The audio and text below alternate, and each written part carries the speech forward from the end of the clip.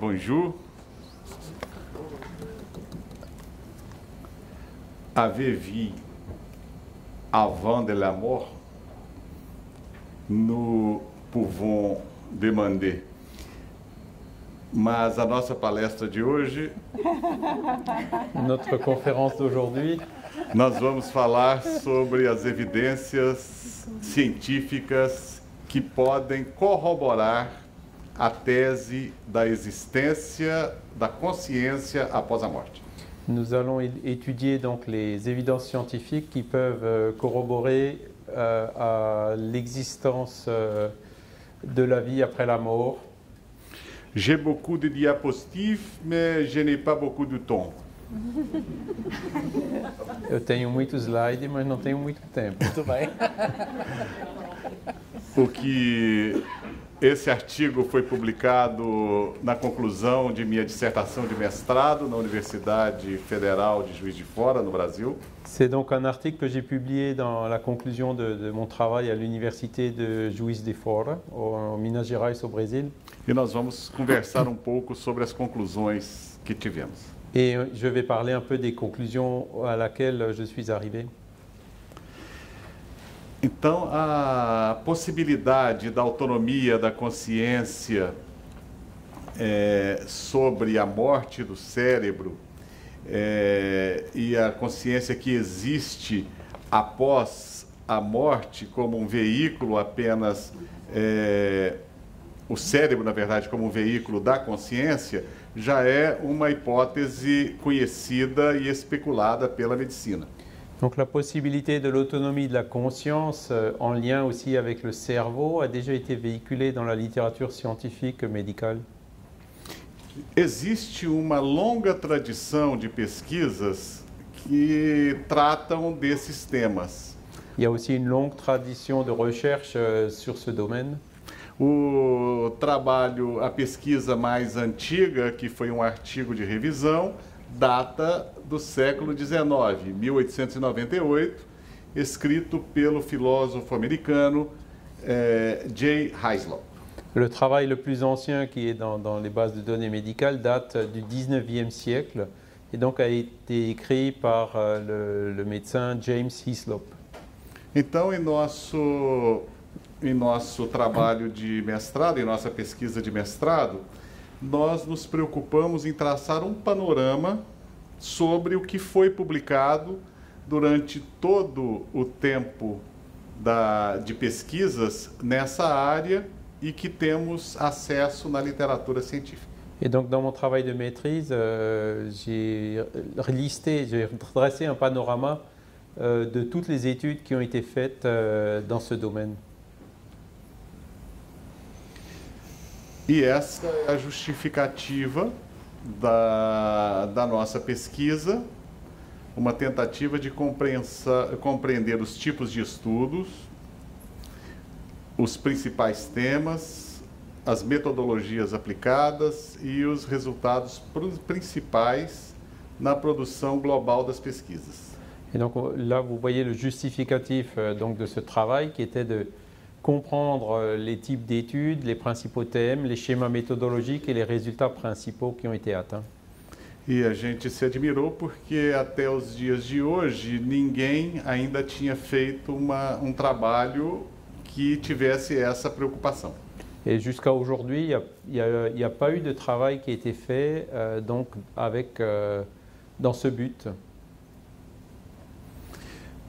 Então nós fizemos um levantamento bibliográfico para uma análise bibliométrica desses trabalhos, dessas pesquisas que tratam da possibilidade de sobrevivência após a morte.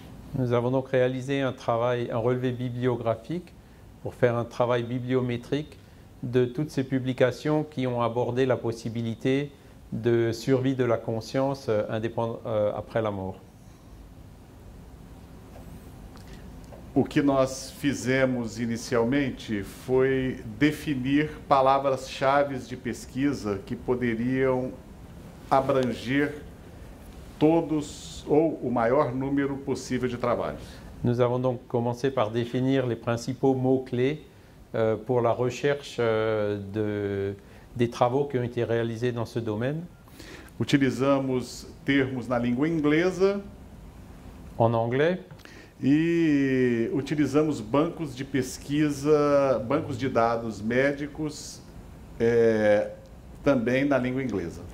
et aussi des bases de données médicales aussi en anglais. Então, nós pesquisamos esses campos listados no diapositivo. Et donc ce sont ces mots-clés qui ont fait l'objet de recherches que vous voyez là sur ce slide. E em cada campo nós utilizamos palavras-chave que pudessem capturar, que pudéssemos ter como retorno artigos que tratavam do tema. Está nessa tabela. Et donc là, vous voyez le détail des mots-clés et puis de leurs variantes qui ont été utilisées. Nós, então, como metodologia, nós pesquisamos desde o primeiro artigo publicado até o dia 31 de dezembro de 2015. Donc la recherche a porté sur tous les articles qui ont été publiés depuis le début jusqu'au 31 décembre 2015. A inclusão, como critérios de inclusão, a recherche originale, révision, éditoriaux, commentaires, courrier à l'éditeur, révision des livres. Voilà, donc les critères d'inclusion. Les critères d'inclusion, articles scientifiques, plus éloignés du thème. Articles considérés comme non scientifiques et citations de livres, chapitres de livres. Mamevô français. Como métodos, Les méthodes, nós analisamos e classificamos todas as referências obtidas. nous avons analysé et classé toutes les références obtenues. Exportamos para um software chamado EndNote X7.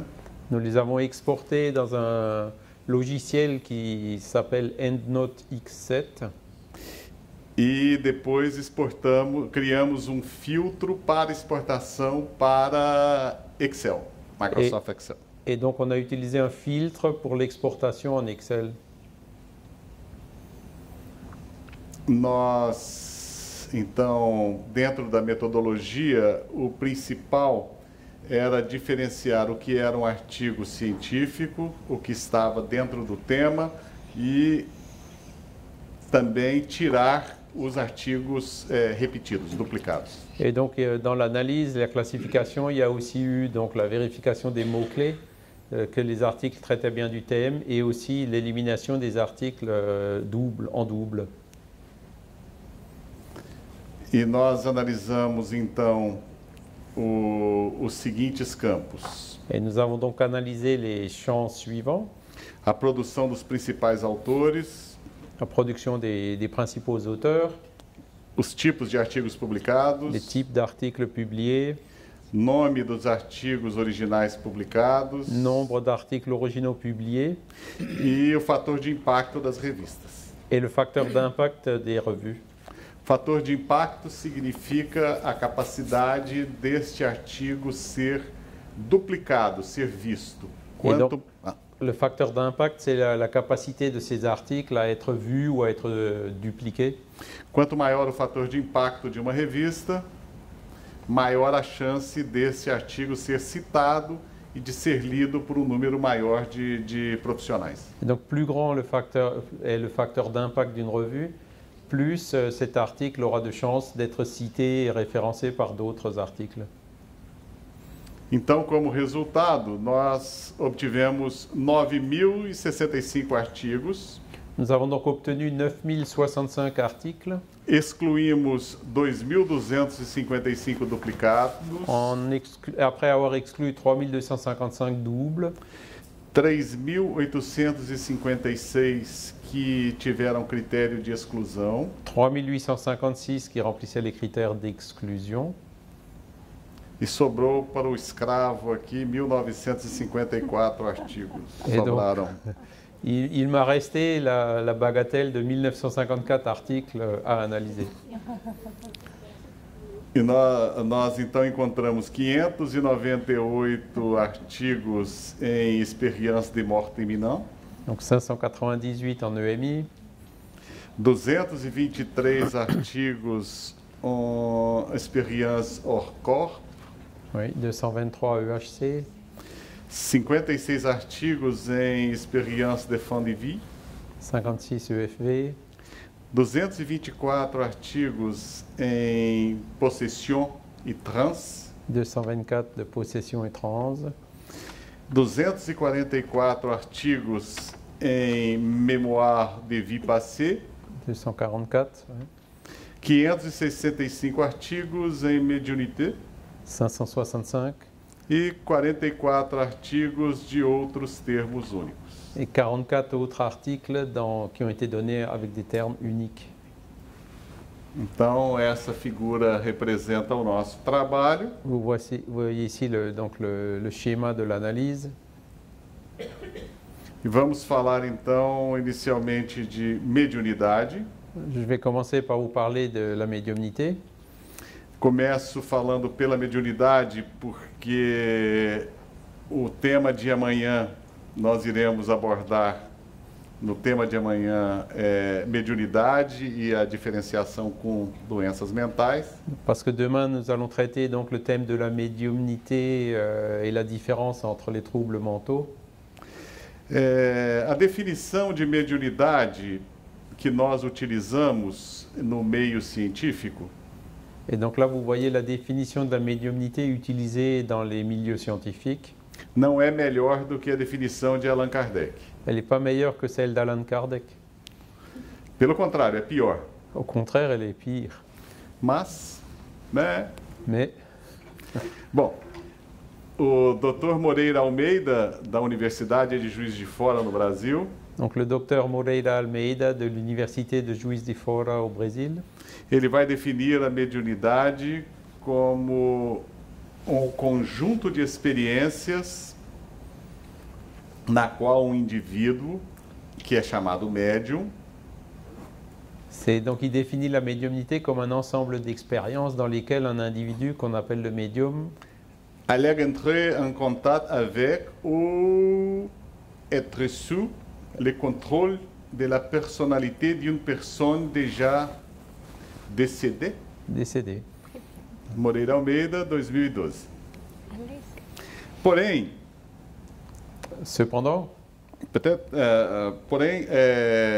os estudos científicos da mediunidade, l'étude scientifique de la médiumnité, segundo Ian Stevenson e outros autores, selon Ian Stevenson et d'autres auteurs qui sont listés, começa com os trabalhos da Society for Psychic Research ont commencé avec les travaux de la Société de recherche psychique de Londres em 1882. de Londres en 1882. O que eu discordo frontalmente. Et je ne suis pas du tout d'accord avec cela. Porque começou a abordagem científica da mediunidade, começou em língua francesa. Parce que l'abordage scientifique de la médiumnité a commencé en langue française. Bem como o combate científico e sistemático da mediunidade começou em língua francesa. Et le combat aussi contre la médiumnité a aussi commencé en langue française. Par Kardec. Hein. Op, L'étude. eu estou para frente ou para trás aqui? Peraí. Aqui. O estudo da mediunidade, como nós vamos ver também amanhã, L'étude de la médiumnité, comme nous le verrons aussi demain, ele teve um papel importante no desenvolvimento da psiquiatria. a eu un rôle important dans le développement de la psychiatrie. Repentinamente, o cérebro, que era pouco estudado, ele passou a ser o foco da atenção. Donc le cerveau qui était peu étudié juste là s'est transformé en un centre d'attention soudainement, quoi. O estudo da histeria, ele foi posterior ao surgimento dos médiums. L'étude de l'hystérie a été postérieure à l'apparition des médiums. Como médium como fenômeno, como algo que passou a ser mais comum. La médiumnité comme un phénomène qui était devenu plus courant. Na corte de Napoleão III, nós tínhamos as brincadeiras das mesas girantes. Donc il y a déjà eu comment dire, le divertissement des tables tournantes dans la cour de Napoléon III. Porém, no estudo da mediunidade, quando nós fazemos um estudo científico da mediunidade, Cependant, donc, quand on fait une étude scientifique de la médiumnité, nós temos muitas controvérsias. il y a beaucoup de controverses. Uma controvérsia sempre levantada, um ponto sempre tomado em questão, são as fraudes. L'une d'elles, c'est les fraudes. Então, as metodologias aplicadas, elas visam evitar fraudes. Et les méthodologies appliquées donc, visent à éviter les fraudes. Tem como objetivo evitar o possível contato telepático do médium com os interessados. À éviter aussi le contact télépathique entre le médium et puis les individualités. E para isso se criou o termo recepção de informações anômalas. Et c'est pour ça qu'on a utilisé le terme réception d'informations anomales. Porque aceita tanto a mediunidade, esse termo aceita tanto a mediunidade quanto a telepatia. Expression qui couvre donc autant la médiumnité que la télépathie.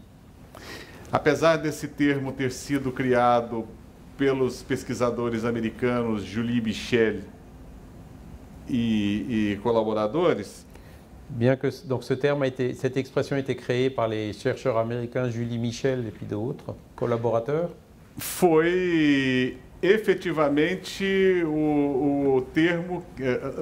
mas efetivamente Frederick Mears na SPR. en réalité, c'est Frederick Myers de la Société de recherche psychique de Londres Que aceitava todos os fatos psíquicos, mediúnicos e telepáticos qui donc incluait tous les faits psychiques, médiumniques et télépathiques como evidência de fator não material utilizando o cérebro para sua expressão. comme preuve d'un facteur non matériel donc dans ces phénomènes. Os estudos científicos da mediunidade Les études scientifiques sur la médiumnité sempre trazem resultados controversos ont toujours des résultats controversés. e dos estudos da mediunidade atualmente nós utilizamos uma randomização dupla ou triplo cega. Donc dans les études actuelles, il y a des méthodologies qui utilisent les protocoles en double ou triple aveugle. O mesmo tipo de protocolo ele pode ser usado na prece. Protocole qu'on utilise aussi pour les prières. E esse tipo de metodologia de prece, cura à distância, esse tipo de metodologia duplo ou principalmente triplo cego, Aussi pour les soins à distance. Et donc cette méthodologie en double et principalement en triple aveugle diminui o risco de fraude réduit le risque de fraude e aumenta a confiabilidade do trabalho. et améliore la fiabilité du travail. Então, o que nós encontramos? Donc voilà ce que nous avons trouvé. Dos 565 estudos sobre mediunidade, Des 565 études sur la médiumnité, donc jusqu'à 1980, até 1980 nós tivemos mais da metade. il y a dos eu plus de la moitié jusqu'à 1980. Porém, nós encontramos, a partir de 2001, crescimento das publicações. Et donc on voit de nouveau une augmentation des publications à partir de l'année 2001. A maioria dos artigos são artigos de revisão. Ce sont souvent des articles de révision. E dos estudos originais, 111 deles são estudos transversais. Et il y a aussi donc 111 études transversales qui ont été faites. As principais revistas. Là, vous avez les revues, les principales revues. Algumas delas já não mais são publicadas. Certaines d'entre elles n'existent plus. E dos principais autores, nós temos o principal autor que publicou sobre mediunidade, o Dr. Carlos Alvarado. Vous avez là les auteurs principaux, dont le docteur Carlos Alvarado. Se considerarmos a telepatia no mesmo campo, nós temos Joseph Banks Rhine. Donc pour la télépathie, c'est Joseph Banks Rhine. E também aparece um pesquisador brasileiro, Alexander Moreira Almeida. Et on voit aussi donc le chercheur brésilien Alexander Moreira Almeida. Um quarto das revistas, um pouco mais de um quarto das revistas já não estão mais em circulação. Un peu plus d'un quart des revues ne sont plus en circulation. E a maioria das publicações ocorreram em jornais com fator de impacto baixo.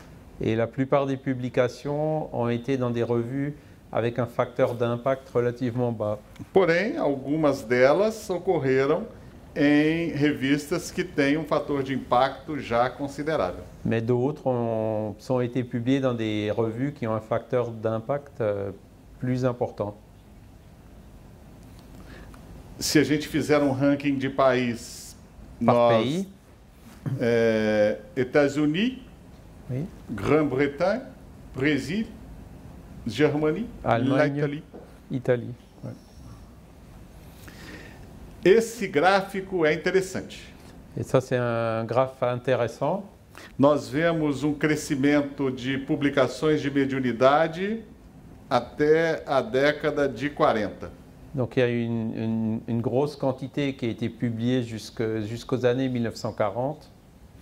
Nós temos, nesse período, aqui o crescimento da telepatia, Donc c'est là où da pesquisa da telepatia. C'est là où ont été intensifiées les recherches sur la télépathie. E temos também um número grande de publicações na negação da mediunidade ou afirmação da mediunidade como doença mental. Et donc il y a eu beaucoup de publications, soit qui niaient la médiumnité, ou soit qui la considéraient comme une maladie mentale. Porém, Cependant, a partir do ano de 2000, nós temos um crescimento grande e constante das publicações em mediunidade. il y a donc une croissance importante et constante de publications sur la médiumnité à partir des années 2000, Sem a preocupação de negação da mediunidade. mais qui ne sont plus centrées ou qui ne cherchaient plus absolument à nier la médiumnité. Pas de nier. Outro campo importante são as experiências de morte iminente. C'est un autre domaine important, donc les EMI. Nós temos em nosso congresso francófono recorrente esse tema. Nous en parlons dans pratiquement chacun de nos congrès médecine et spiritualité francophone. Esse tipo de experiência que ocorre em pessoas que estão em situação de morte clínica, nós podemos chamar um conjunto de experiências, né, as características de experiências que algumas vezes ocorrem em pessoas que estão na iminência de morte clínica ou são diagnosticados com morte clínica, nós nomeamos de EMI. Donc ce sont les expériences qui sont vécues par des personnes qui ont survécu après une mort clinique ou donc qui ont été... c'est ça qu'on appelle les expériences de mort imminente. Bom, antes de Moody Jr. Chamar essas experiências de EMI, c'est un nom qui a été donné par le docteur Moody Jr. nós tivemos várias pesquisas no mesmo campo. Mais avant même Moody Junior, il y avait déjà des recherches dans le même domaine. O que é interessante é que 8 milhões de americanos declaram ter já experimentado terem tido uma experiência de morte iminente. Et donc, c'est intéressant à signaler que 8 millions d'Américains déclarent avoir vécu une EMI, une ou plusieurs EMI.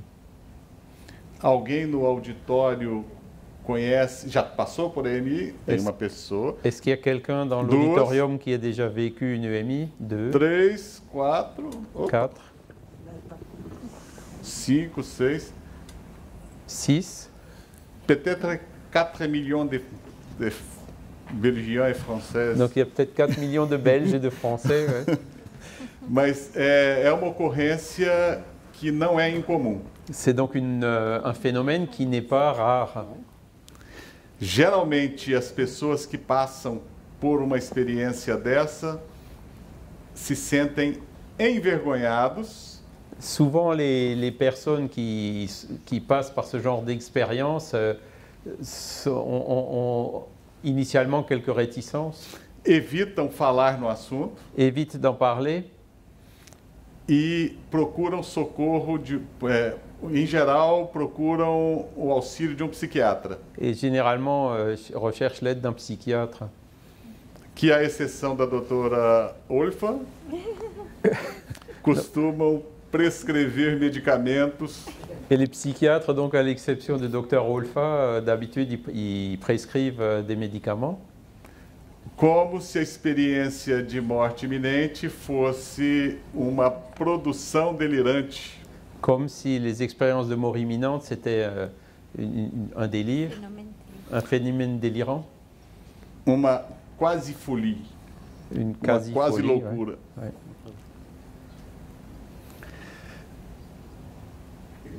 O que é interessante dentro da literatura sobre morte iminente é que esses pesquisadores, de modo independente, reconheceram o trabalho de Ernesto Bozano. Et ces chercheurs, donc, sur les EMI, reconnaissent et soulignent le travail pionnier qui a été fait par Ernesto Bozano, Pesquisador espírita da Itália, chercheur spirit italien, do final do século XIX e início de nosso século XX. À la fin du 19e et puis au 20e siècle. E nós podemos estimar que uma EMI, et on peut estimer qu'une EMI arrive entre 10 et 18% de tous les cas de réanimation réussis ouais. de PCR. O que é PCR? Parada cardiorrespiratória. Un arrêt cardio-respiratoire. Nós temos aqui o nosso querido Pim Van Lommel. Là, il y a notre cher confrère Pim Van Lommel. E que o nosso querido Jean Paul trouxe pioneiramente para falar em um congresso espírita em 2012. Que notre frère Jean-Paul a réussi à faire venir à notre congrès Médecins et Spiritualité en 2012. Para vocês verem como Jean Paul é insistente. Donc on souligne là la persistance de Jean-Paul. Pim Van Lommel corre de todo evento que ele considera religioso. Parce que Pim Van Lommel, il fuit de tous les événements qui ont une petite connotation religieuse. E ele percebeu que o nosso objetivo é científico e não religioso. Et donc il avait vu que notre objectif était plus scientifique et pas religieux. Congratulations, Jean-Paul. Félicitations, Jean-Paul. Ele escreveu o principal artigo sobre experiência de quase morte. Là, vous voyez son principal article sur les expériences de mort imminente. Onde ele analisou pacientes na Holanda que sobreviveram à parada cardiorrespiratória. Des patients hollandais qui ont donc survécu à un arrêt cardio-respiratoire. Ele seguiu esses pacientes por 8 anos. Il les a suivis pendant 8 ans. Véronique é um perigo. Está me apontando uma tela aqui. Ele analisou 344 sobreviventes 344 survivants de arrête cardio-respirateur e ele percebeu que 18% et donc 18% relataram uma experiência de morte iminente, ont rapporté une EMI, definido como uma história de memória de todas as impressões durante o estado especial de consciência. qu'il a défini comme l'histoire de mémoire de toutes les impressions vécues donc, et mémorisées durant un état spécial de conscience. 56% dessas pessoas tiveram experiências positivas. 56% ont rapporté des expériences positives, 50% delas a sensação de estarem entre pessoas mortas, 50% ont eu la sensation d'être parmi les morts, sendo que 32% encontraram pessoas mortas que já eram delas conhecidas. et 32% ont rapporté avoir rencontré des personnes déjà mortes qu'elles connaissaient donc, pendant l'expérience.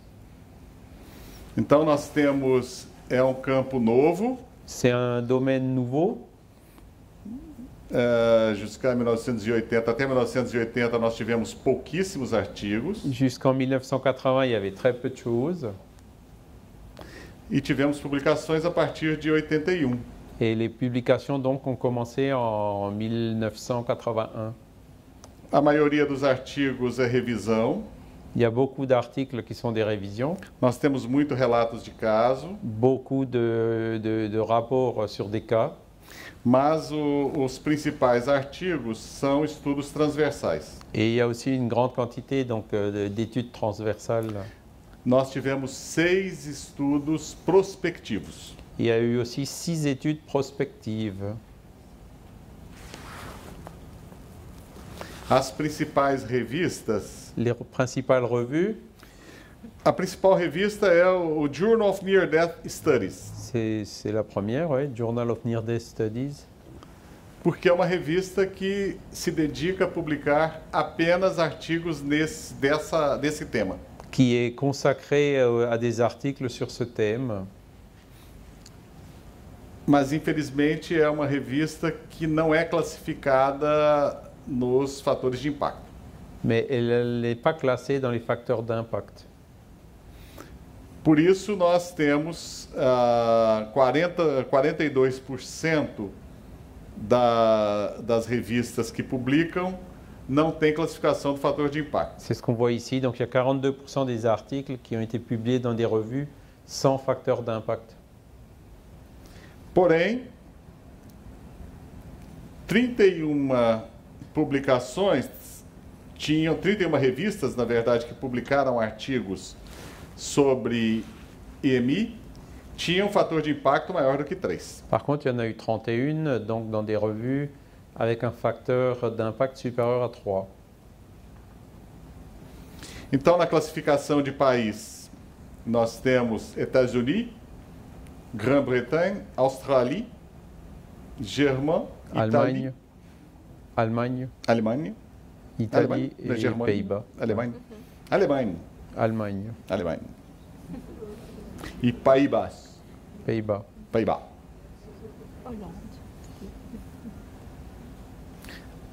Nós temos então o mapa das publicações por ano. C'est le graphe par année. Interessante é que, por mais que nós vivamos em um mundo materialista, C'est intéressant parce que notre monde il est éminemment matérialiste, e o mundo científico é materialista, en particulier le monde scientifique. esse tipo de publicação não deixa de acontecer. Nós temos publicação constante sobre EMI. Mais ces publications sont constantes malgré ça, hein, les publications sur les EMI. Na hora da morte, procura-se Deus. C'est à l'heure de la mort où on cherche Dieu. E experiências do leito de morte? Des expériences sur le lit de mort. 10 minutos. Nós temos os trabalhos pioneiros de Barrett, na Les travaux Inglaterra. pionniers de Barrett, William, en Nós Angleterre. temos telefone celular graças ao Barrett. Nous avons le télémobile. On a les téléphones mobiles grâce à Barrett. Ele era físico que contribuiu para a telefonia. C'est un physicien qui a travaillé dans le domaine de la téléphonie. Nós tivemos Ernesto Bosano na Itália Ernest Bozzano en Italie e Hislop nos Estados Unidos. et Hislop aux États-Unis. Publicaram muito antes de pesquisadores modernos se interessarem pelo tema. Et ils ont donc publié bien avant les chercheurs modernes.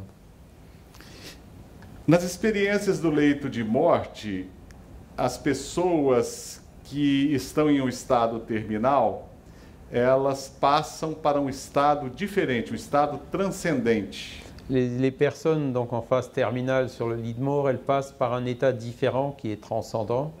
E provocam fenômenos coincidentes com a própria morte. Et donc il y a des phénomènes qui coïncident avec le propre phénomène de la mort.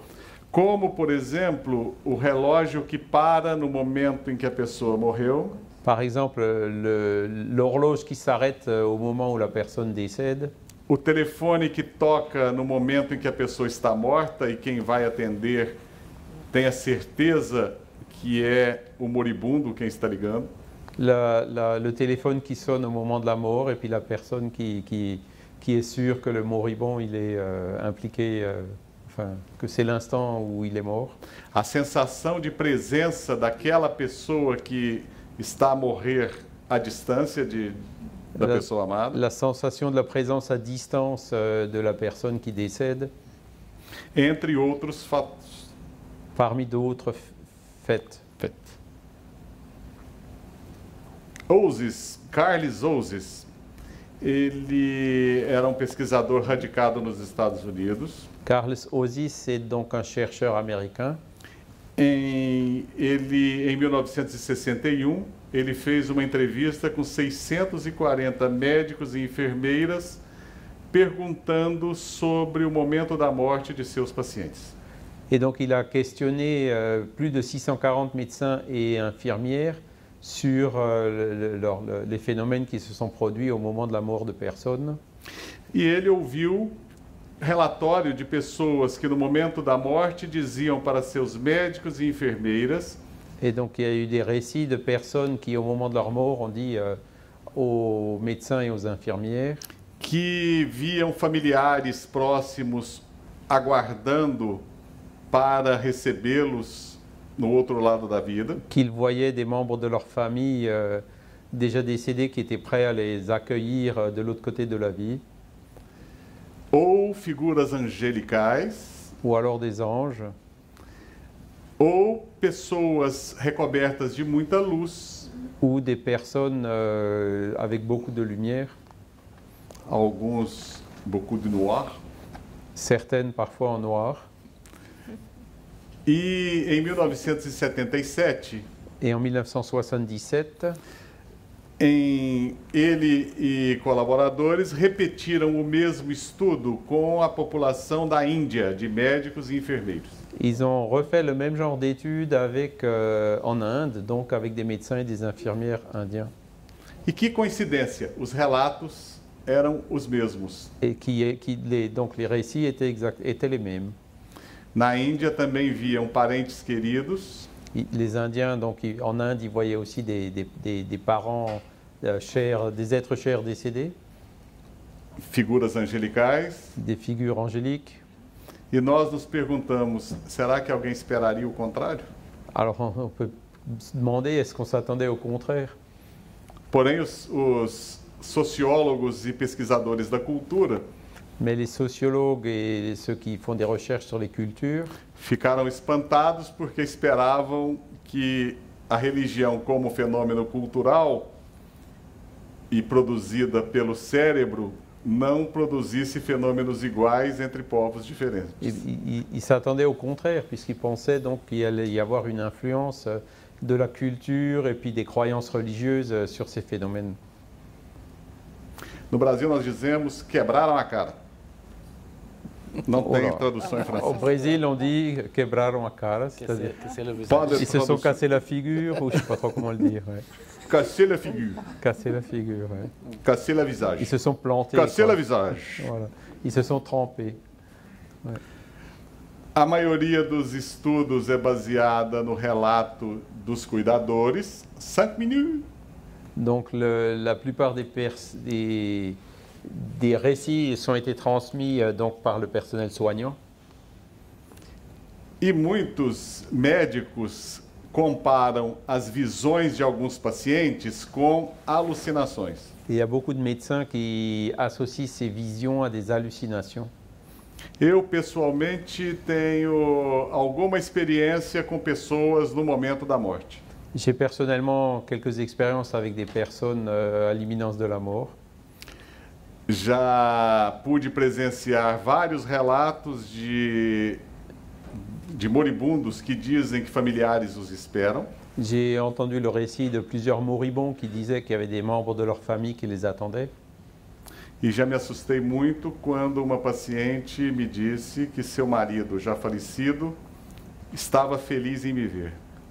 Et donc, j'ai été effrayé quand une de mes patientes a dit qu'elle voyait que son mari, déjà décédé, était heureux de vivre. Nós temos número grande de publicações a partir do ano 2000. Donc là aussi, vous voyez une augmentation des publications à partir de 2000. Nós devemos muito ao Dr. Peter Fenwick e colaboradores na Inglaterra que se interessaram por esse campo de pesquisa. Beaucoup sur Peter Fenwick et d'autres collaborateurs anglais qui se sont intéressés au sujet. Dr. Fenwick precisou esperar sua aposentadoria para poder pesquisar e publicar nessa área. Et Fenwick, donc, il a dû attendre sa retraite pour pouvoir faire des recherches et publier des travaux dans ce domaine. E continua publicando muito. Et il continue à publier beaucoup de travaux. A partir do ano 2000, nós tivemos um número grande de publicações em todas as áreas da medicina. Et donc, à partir de l'an 2000, il y a eu beaucoup de publications dans tous les domaines de la médecine. E nós, os pesquisadores da possibilidade da vida após a morte, Et donc, les personnes qui font des recherches sur les possibilités de la vie après la mort, encontramos uma porta quase aberta. il y a une porte qui était pratiquement déjà ouverte. Por isso temos publicado mais. Et c'est pour ça qu'on a publié plus de travaux, davantage de travaux. Nós temos publicação nessa área em revistas de grande fator de impacto. Et vous voyez là aussi qu'il y a eu des publications dans des revues à grand facteur d'impact. E no ranking de país, nós temos novamente Estados Unidos, Donc pour les pays, vous avez de nouveau les États-Unis, le Royaume-Uni, l'Allemagne, l'Australie, le Canada et la na Suisse. Suíça, Suisse. onde eles matam antes da pessoa poder relatar qualquer coisa. Et c'est là où justement, malheureusement, le suicide assisté est légal, quoi. E nós vemos então que é campo que tem crescido publicações. Et on voit aussi la croissance des publications avec le temps. Malheureusement, Monton. Hein? 1 minute. Une minute. Je vais à la conclusion.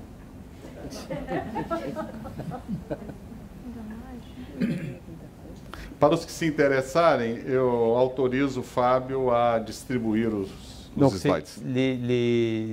vous êtes donc Fabio, Jean-Paul, donc sont autorisés à distribuer ces slides. Então, nós podemos constatar que houve aumento geral nas investigações sobre a autonomia da consciência, que foi a autonomia da consciência sobre o cérebro, teve aumento de 148% entre os períodos de 2009 a 2013. Donc il y a une augmentation de 148% des recherches sur le fait que la conscience est indépendante du cerveau entre les années 2009 à 2013. A média do fator de impacto das revistas que publicaram esses temas diferentes variavam entre 1,21 e 3,7. Vous voyez la moyenne des facteurs d'impact. com uma média geral de 2,47, une moyenne générale de 2,47, ce qui est comparable à celui d'autres domaines. Entre 60% e 70% dos artigos que foram incluídos em nosso estudo foram publicados em revistas que possuem indexação no JCR, na Journal of Citation Reports, que é comparável a outros domínios. Donc vous voyez, les 60 et 70% des articles publiés dans des revues indexées dans le JCR, et donc ce qui est tout à fait comparable avec des études faites dans d'autres domaines. Eu não pude falar sobre estudo de memórias de vidas passadas, Donc, pelo tempo. J'ai pas pu parler des expériences hors du corps et des mémoires de vie passée, Mas é um campo onde tem um número grande de publicações. mais là aussi il y a un grand nombre de publications. O campo de experiência no final da vida é o campo onde nós temos publicações em revistas mais importantes. Et donc le domaine des expériences en fin de vie, c'est celui où les publications ont vraiment lieu dans des revues très importantes. Nosso estudo teve uma série de limites. Il y a eu aussi des limites à notre étude. E, em conclusão, de maneira geral, Et en conclusion, de manière générale, as pesquisas sobre a autonomia da consciência em relação ao cérebro les recherches sur l'autonomie de la conscience par rapport au cerveau aumentou no curso dos últimos anos, das últimas décadas, a augmenté dans les dernières décennies em revistas com fator de impacto que podem ser semelhantes à experiência de autores de outros domínios de pesquisa. dans des revues à un facteur d'impact semblable à celui d'autres domaines de recherche. Em conclusão, é um campo que tem crescido. C'est donc un domaine de recherche qui a augmenté. Esse é o estado de algumas pessoas na plateia, nesse momento. Il y a quelques personnes dans l'assistance qui ressemblent à cet état-là. Ainda é difícil você publicar sobre esse tema em revistas científicas. C'est encore difficile de publier sur ce thème dans certaines revues scientifiques. Nós não conseguimos vender remédios com esse tema. On n'a pas réussi à vendre des médicaments avec ce thème. Nós somos taxados de místicos ou religiosos. On nous qualifie souvent de mystiques ou de religieux. E para aqueles que têm essa preocupação, eu recomendo o texto do Espírito Voltaire, publicado na Revue Spirit, de 1859. Et donc pour ceux qui s'intéressent au thème, je vous conseille le message de l'Esprit Voltaire publié dans la Revue Spirit de 1859. Onde ele descreve a sua surpresa ao desencarnar. Où il a décrit donc sa surprise au moment de se désincarner. Merci beaucoup à toutes vous. Merci beaucoup.